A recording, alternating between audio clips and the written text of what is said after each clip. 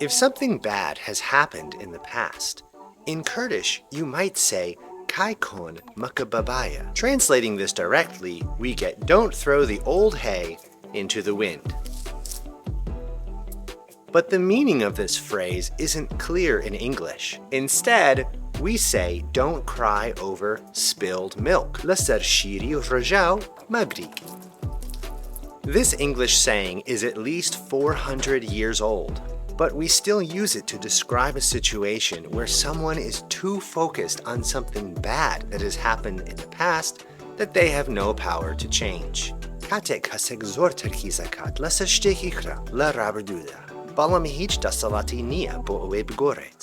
These sayings challenge us instead to focus on those things that we can change. Now you know how to say, don't cry over spilled milk.